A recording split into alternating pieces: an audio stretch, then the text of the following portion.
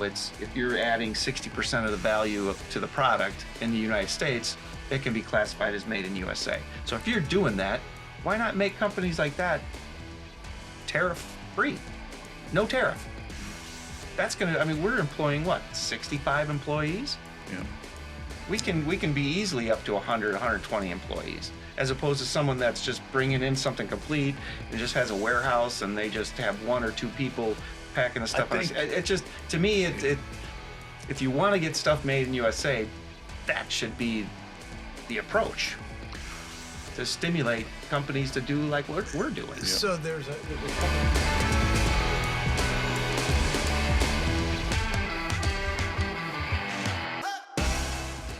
Welcome to Season 2, Episode 13 of Brothers, Battles and Bounty, where family, business, and future success converge. Sponsored by Trendler Incorporated. I am your host, Andreas. I'm Stefan. I'm Martin.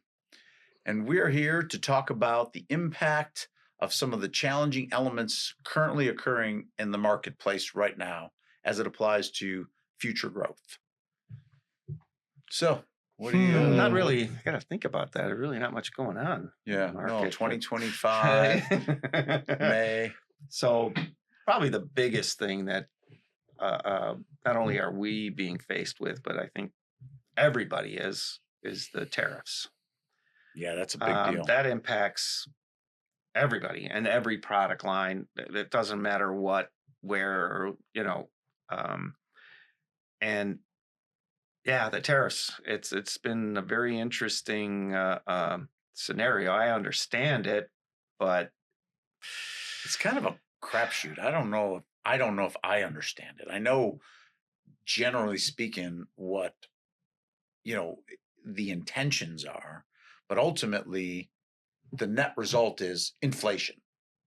We're having to pay more, right, for what we did before. Yeah, right. Well, when I say I understand it in the sense of, hey, we want to do more manufacturing in the United States. Okay. I get that. That makes sense. I agree. Our whole business philosophy has been around doing as much as we can here and just import parts or components of what, we can't make here. So we can make it here, but it's not cost effective. Correct. Right. For example, neon clocks. We're not going to be making the tubes for the neon clocks. So where I feel they're missing the game on this is they're treating everybody the same with these tariffs, meaning they're treating someone who's importing a complete chair with a seat, everything, just a big a villain as a company like ours who are manufacturing some of the parts here, but we're importing parts, but they're punishing us for doing that. And if they want to get more jobs and they want to get more people producing it in the United States, we're going to have to import certain things from other countries to do it here efficiently. And I just wish they would, put some things together to say, hey, if you're classified as made in USA, which right now if you're adding 60% of the value to the product in the United States, it can be classified as made in USA. So if you're doing that, why not make companies like that tariff free? No tariff. That's we're employing what, 65 employees? Yeah. We can be easily up to 100, 120 employees, as opposed to someone that's just bringing in something complete and just has a warehouse and they just have one or two people packing the stuff. It just, to me, if you want to get stuff made in USA, that should be the approach to stimulate companies to do like what we're doing. So there's a couple things that you triggered. I would add just a couple other major categories to the challenges we're faced with today. In addition to tariffs, would be getting labor. Labor is also a key challenge, and we'll get into the detail of that. And then also the impact of technology. Okay, so tariff, labor, technology are the three key areas I think that we need to are creating the most opportunity and threats for us right now. Focusing on the tariff thing a little bit. my understanding is prior to 1917 in the U.S., I'm a historian, you guys know that, 100% of the U.S. government, the federal government's budget, was covered by tariffs. Okay, the cost to run 100%.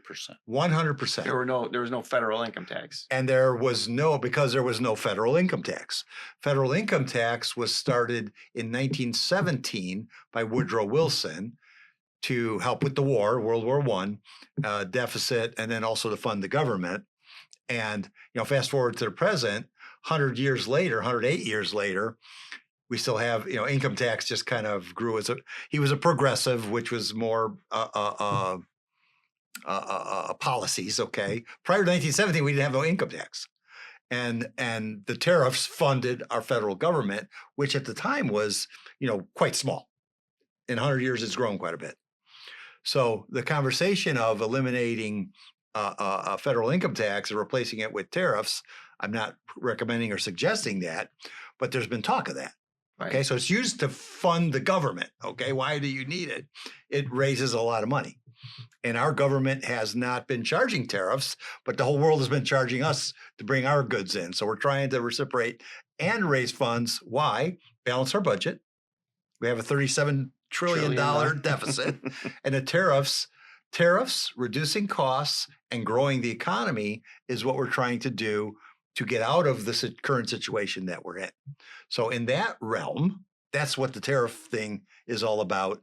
For us, we have to try to figure out the right balance. Well, we lost a big portion of our swivel business because of China.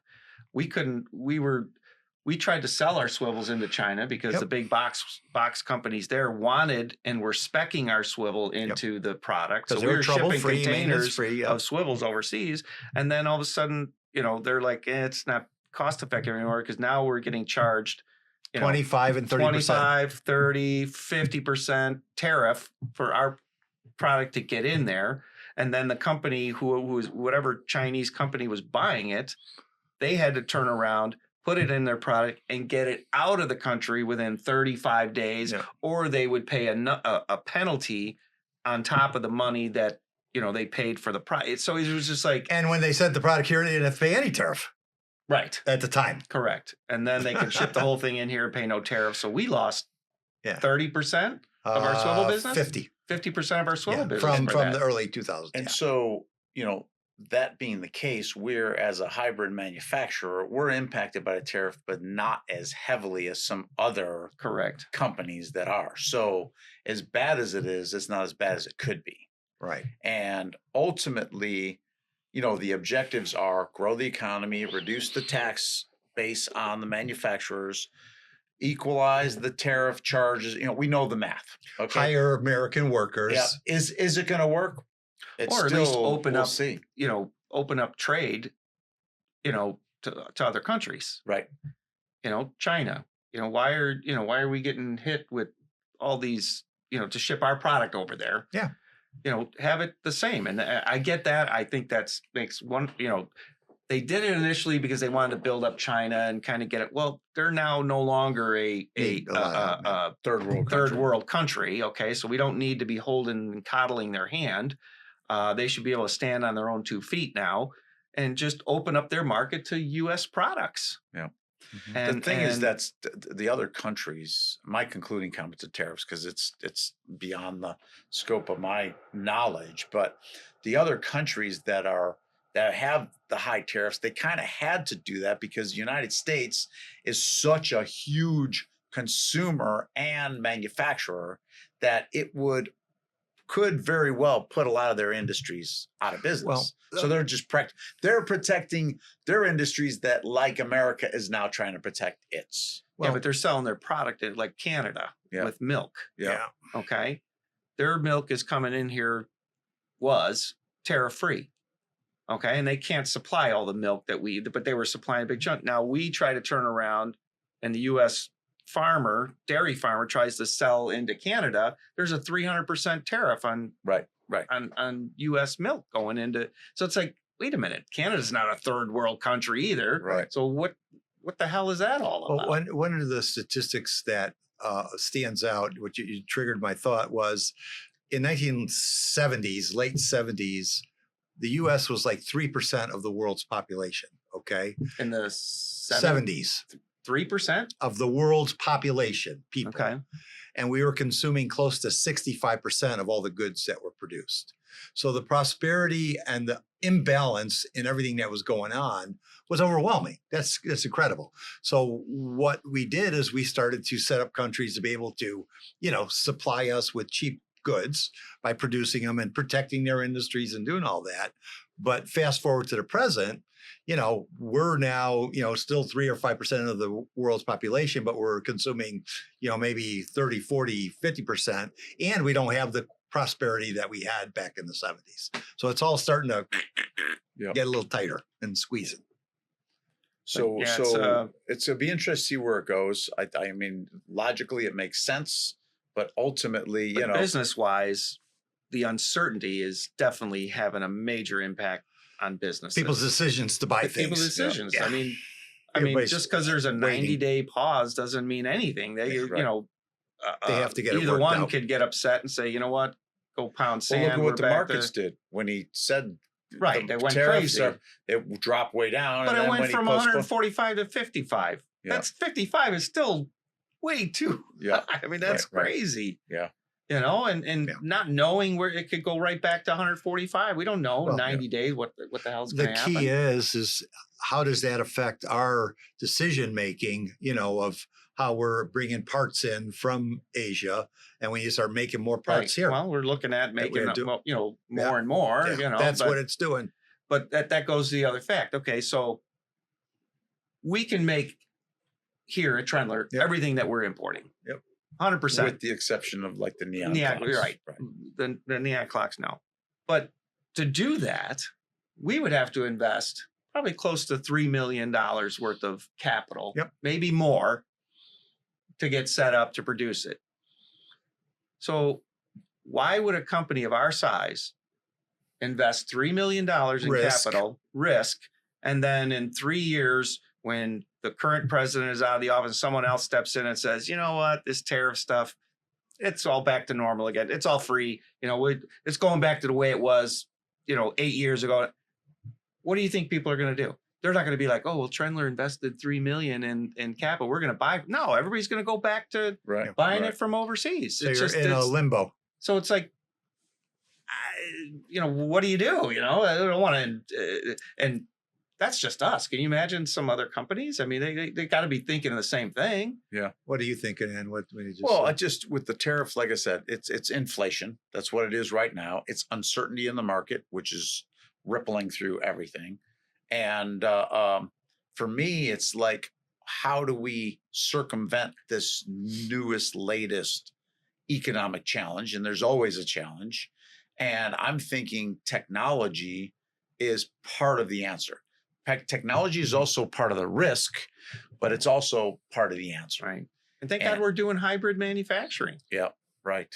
So how do we embrace technology? What kind of technology? Automation. So a multitude of things, certainly automation, looking at where the economies of scale exist in different countries, like the neon clocks, can't make them here. So now starts identifying where we can get them, who has the lowest tariff. What is it? What's the word? Reciprocal. Yeah, the lowest reciprocal tariffs affiliated with that is to start rewarding those that are, open there. But also other technology is right now with all our infrastructure and our information systems to start to consolidate. Right now we're a little fragmented. We have, a CRM in one particular one. We got our manufacturing system in one. We got so technology, as I see it, is how do we now streamline it to make it one system that is now, from customer quote all the way through to invoicing them, a complete system that's integrated. Integrate the platforms, Integrate the platforms. That's one element of the technology. The other is automation, looking at, right now it might be cost prohibitive because we're like, but at the same time, knowing the challenges we have with labor, we now could make up in the predictability of continuity of production with automation. And, it would be cheaper to hire labor, but can't get the labor anyway, so there's a little inflation there. We've had, I mean, with the labor end of it, we've had 2 candidates in the last, I don't know, 3 months or whatever that interviewed once, came out for a second interview. One came out for a third interview, made offers, accepted, negotiated, everything great. Start date, done, settled. The day comes, they're supposed to show up for their first day work. They don't show up. And then it's like, no phone call, no nothing. We tried calling, try reaching out, just nothing. So nothing. What just is crickets. Like, it's like, what is that? Have you ever seen anything like that before? No. I mean, what's going on? What would you guess is what's happening? I don't know.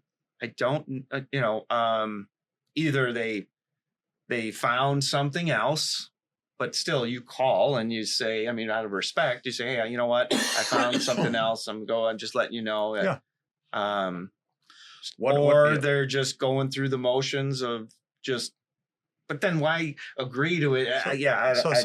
So to me, what's the essence of why is this happening? The essence, with more in my frequency everywhere. The essence, it's not just us. No, what the hell's going on? From, I think it's important to try to create an environment within an organization that gets people wanting to work there. Right. So what does that look like? Some companies went to the extreme, pool tables, ping pong tables in the middle of, that's one extreme. But the other is, how do you create a culture and environment that gets people to want to work there? So I think the first step is that. Do I know that answer? No. Would that have changed these scenarios? Who knows? Yeah. At the end of the day, you start to create a vision of the future that other people, that you take into account the succession and you look at what the academic institutions are producing, what degrees, where they're coming from, and start fitting that in as well. And ultimately, the consumer today, the employee today, seems to have more choices than they ever did. Yeah. The prosperity that's there, do they have to get a job? A lot of people have to work. At the same time, it doesn't seem that critical to where they can just say, no, I'm not going to follow up on the interview that I had and accepted a job because the one that I took might not fall through.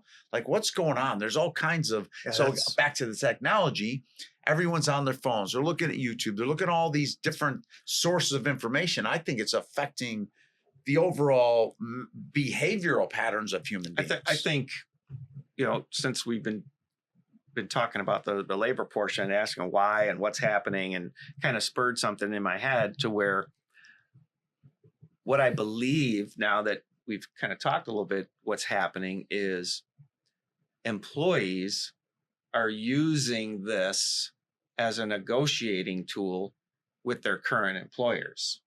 That would make sense. That's another big one. Hey, I just got this job offer. Okay, here's the offer, because we send them an offer. You either beat this or I'm leaving. I'm going. Yeah, kind of a thing. And I think that's a major factor, I'm sure, and that's smart on their part. So how do you create an environment that gets, because the risk an employee has of leaving a job to go to another job, that's a big deal, right? They're like, this job is not the greatest, but if I know what I got. 6 months to get orientated just in a new that's a big factor too. Or they're going to another company that for whatever reason they like and say, hey, I got this job offer from this company. I'm looking at your company too, but here's what they offered me. Can you beat this? Kind of. That makes sense to me. That would make sense to me. The other stuff doesn't make any sense to me, but no, unless they don't need the money, I mean, they're looking for a job because they need money. That's really the way it works. You think. And then if they don't take the job, it's either because they're negotiating with another position for more or better. That's how you would do it. And they probably don't, maybe have never even intended to leave it anyways, and just use it as it's 100%. The other thing too is the job functions and job duties themselves. They might see the job and say, oh, I could do this job, but just finding a job, they might know part of it, but the nervousness of the company, new company, everything. the new, driving and parking and desk and just getting familiar. But ever since COVID, labor is just It's became really dicey, very crazy how it just a new impacted. norm was generated Yeah. from that. It's just things shifted in a lot of areas, not just labor, but the source of supply, everything. A lot changed during that period. Yeah. Yeah. So if we transition over to IT and just look at how everything has gone from being on servers, software, you own the license, you manage the software, to everything going on to the cloud, where you're leasing everything and you're paying monthly fees or annual fees, or you can't buy the software anymore on CDs, right? And each person that they've you taken have it to renew it, otherwise it automatically expires. Yeah, well, the phones and just everything, and the complexity of having a team of 50 to 75 employees, getting them up to date every time something changes, and the minor or simplest change. Like with Microsoft and different things, it looks different and acts different. And right. You're pushing one button and it, it's like all of those challenges.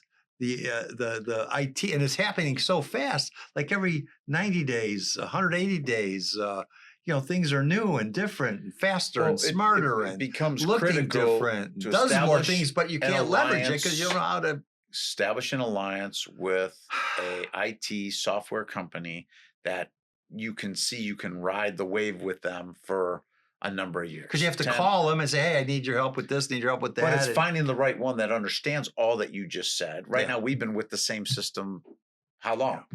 The MAS system? Yeah. Oh.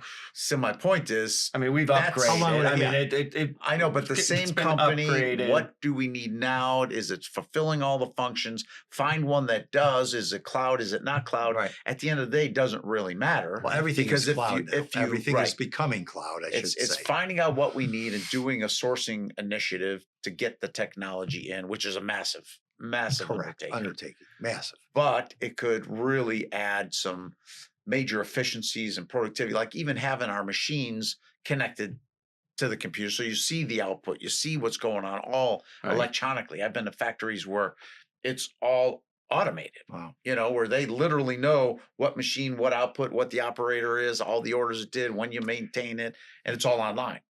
Yeah. So do you outsource? Do you insource? Do you hire somebody that's your IT guy? You hire outsource somebody that's the other question. And you hire the guy that's your IT guy, and then he outsources what it does, right? Because it's anyway. Yeah. So the technology, I think it's right.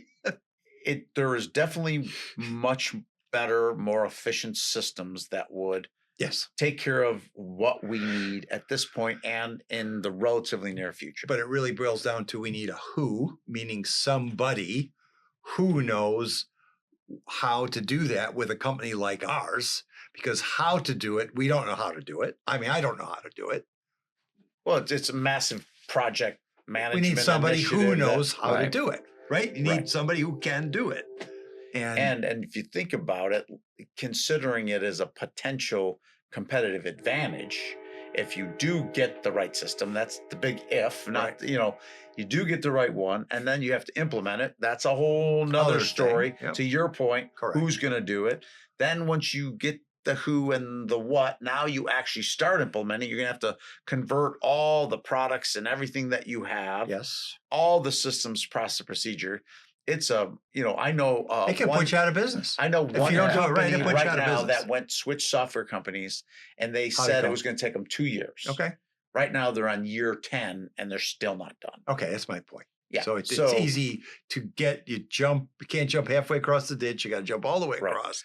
And then even when you do jump all the way across. Yeah, you're still for 2 years becomes 10 years. Right. And fortunately we have enough infrastructure internally here to where we could consider a transition and have people. And we talked about it. Yeah. New manufacturing. So the IT is one thing, but then it gets plugged into the digital marketing, to the CRM, everything, to our recency, frequency, monetary value, monetization, everything dialed in along with the manufacturing operations, the complexity there, our financials, which we have, balance sheet, income statement, statement of cash flows. We got our collections, we got our employee files, yada, yada, all our Right. supplier base, everything being, if that's all in there and you have all the information, that's a competitive advantage for sure. And yeah, I don't mean to in any way undermine the magnitude of what that would take, but it would transform the organization, and Yeah, and so the question becomes, why haven't we moved in that direction? I think we know the answer. because of exactly what you're saying. Correct. It's like, It just scares the hell Right. out of us. it's It's just not going to be just an easy, No. okay, we're going to switch, Right. no. So And you hit even the- working with the system now, So we you have hit the it's easy not, button. Yeah, It's right. not optimal. It's not optimal, but we at least now know. Look at what we went through when we first put this one in. Yep. What are you referencing? 20 years when we did Yeah. Sage? Yeah. When would that have been? Approx. We went, I would have been like, when did we move into here? Yeah. We moved in here in 97. 1997. Yeah. So shortly after that. 97, somewhere 98. around there. Yeah, but we've always been pretty technologically Yeah, savvy. we had a system, but it wasn't. We had an IBM AS400. That's like Was that before this? before this, which was Yeah. like was the most technological savvy Remember that. information system there was. That was in the 80s. We got that. Right. So then we got this one. So my point is, So it it's might be time, or not. or But, not. You Yeah. know, um, deal with the chaos as opposed to the chaos you don't know. right. That's kind of what. Well, but there's some chaos right now, which is extremely inefficient by Yeah. the lack of connectivity. Explain what you mean by that. All right, something as fundamental as pricing.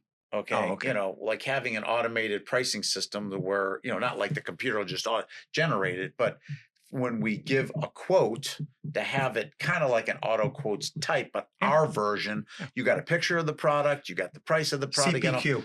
What's that? CPQ is consumer price quotient. Where you have all of your product in there and you hit it and it does the Right. price And quote. so then now the customer's got a quote. No, I want this color, that color. Gets modified on the quote, and then all you do is convert that to an order. Yeah. Boom, and the system's all set. Picture, price, That's part. one example of many.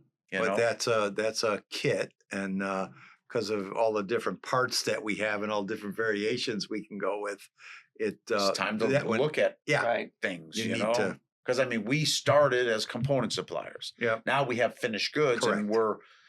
we're doing as Still- best can be, but we're looking at it like a component Yeah. supplier. Well, because that's that's in what our we DNA. do. Yeah.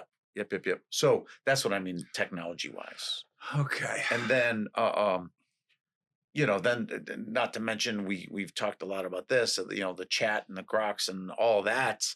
That's coming on fast. The Google. You think about it, Google searches and all that. The CRM and Google and the SEO, search engine They're optimization. telling If you Google goes away, now it's not the SEO is anymore. no longer, and Now that has it's been the main now drive it's of every. AI stuff. Now it's AI, and what you does just that talk look into like? it and tells you what. Well, they're it's- launching robo taxi in Texas. Oh, really? What's a robot taxi like driving? Robo taxi, Yeah, what does that mean? Tesla. Totally automatic Totally taxis. automated taxis. Comes, picks you up, you jump in, Yeah, and you drives just- you around. Like your Uber, just say I'm looking and it comes, pulls up. And they are actually using. Yeah, them. they're launching it. I think I saw it something. So that's next- think about it. It's like it's They're starting out in like I don't know if it's Houston or Austin or something. They're going to start in a main city. so these that's what technological. So with the interest of time, kind of summarizing what we've kind of compiled here. We talked about the challenges of the tariffs and all the uncertainty that's bringing. It's a new black swan that we're dealing with. Yeah. We have dealt with tariffs before, so we're at least familiar in how to navigate these waters. Now it's not necessarily how do we navigate it, but it's like, damn, we wish we didn't have to navigate this, but we Well, have the skills. Yeah, either we pay tariffs or we find some place where you don't have to pay tariffs and get close to the price that the tariffs are. Right. But Then we have the technology, which we talked about, And the labor. complexities, uncertainty, and the labor. And these are all three major. What's the term we used before with the material, energy, melt transportation, Melt melt cost, material. No, money, energy, labor, and transportation. Right. There you go. Melt so we're costs. now dealing with the melt cost factors that are associated with that. But again, it's, my concluding comment to this is every year we're confronted with major challenges. What do we do? To your point, Marty, what I would summarize is, hey, we don't need to jump into all these big solutions right now. We got things that are working. Technology is what it is. Stick with what we know, what we have, not try to take risk by reinventing the wheel if we don't have to. Labor certainly is puzzling, confusing, but got to read up on what's the current state of affairs. How do we become more attractive? And then, ultimately just keep facing the challenges that we have, right?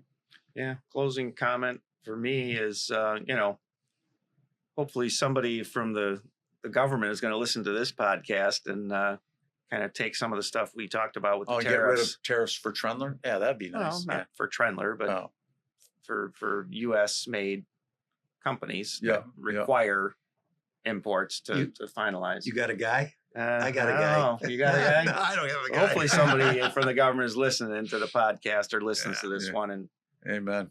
I'm sure they're all listening to everything we're saying. Yeah, right. The key for me, it reminds me of something Dad said a long time ago. I remember I was a young guy saying, "Oh man, Dad, everything's so freaking hard to do. I mean, it's struggle and fighting."